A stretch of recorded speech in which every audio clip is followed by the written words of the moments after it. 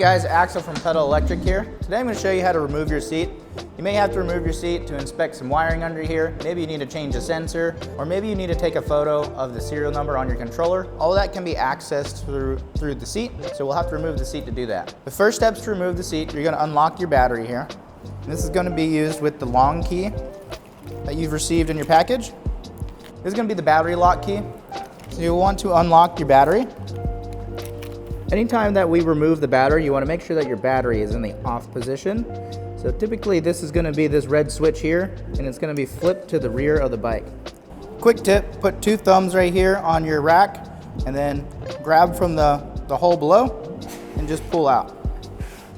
You'll have 4 fasteners that attach your seat. It's going to be 2 10mm nuts in the back and 2 10mm nuts in the front. Sometimes it can be tricky to get to.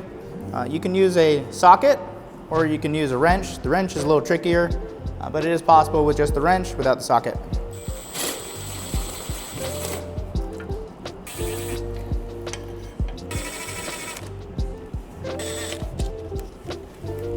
Now that we removed all 4 fasteners, we can lift the seat straight up.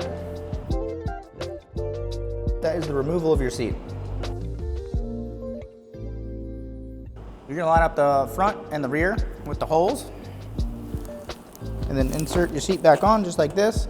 And then we're going to take our 10mm nuts with the washers. And what I like to do is I like to lightly install all 4 before putting a tool on them.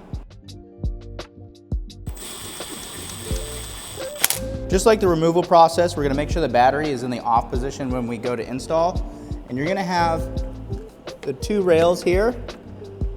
And make sure that you align the rails with the slots on the battery. You can put this in incorrectly, and then your battery may get stuck. So once you're in, slide it in till it's snug. You should feel it pop in, and then we're going to go lock the battery again.